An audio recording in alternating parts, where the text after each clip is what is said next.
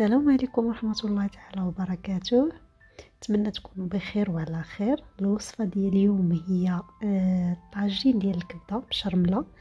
جا الصراحه بنين بزاف، وغادي نشارك معكم الوصفه والطريقه ديال التحضير. هنا جبت كبده، حيت لها الجلده من قبل، وهنا درتها غندخلها الفران، يعني غتشوى في الفران. درت لها الملحه كي كتشوفوا هنايا، يعني كندير لها الملحه من الفوق ومن التحت وتندخلها الفران على نار مهيله. شوفوا على حسب الذوق ديالكم، واش تبغيو الكبده انها الا كنتو غتشوى مزيان، كتبغيوها تشوى مزيان راه غتخليوها بحال هكا كيف ما انا خرجتها. سينو غادي ديروها غير تشمع شويه. الا كنتو كتبغيو الكبده تكون فتيه في الماكله راه غتخليوها غير شويه في الفران، شويه تشمع حيت راه غتزيد تكمل طياب في الطاجين. صافي هنايا غادي نقطعها طريفات على حسب الذوق. شوفوا نتوما طريفات صغارين ولا كبارين.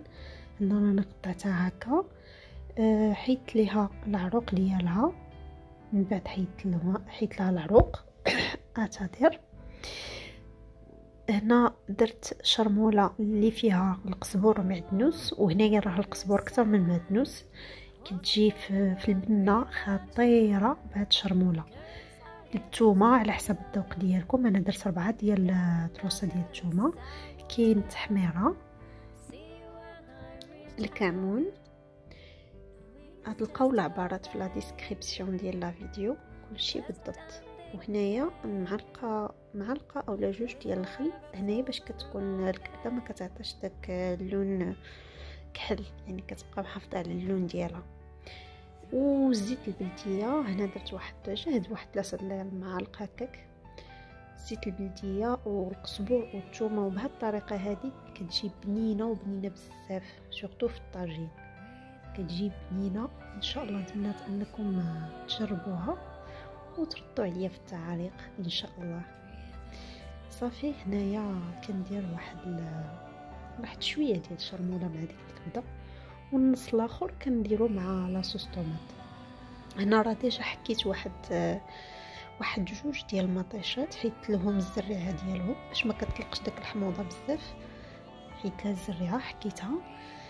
درت مع شرموله. صافي رديت الطاجين. هنايا راني زدت واحد شويه ديال لاصوص طوماط. صافي غادي تقلى واحد شويه، غادي نشد عليها وتقلى.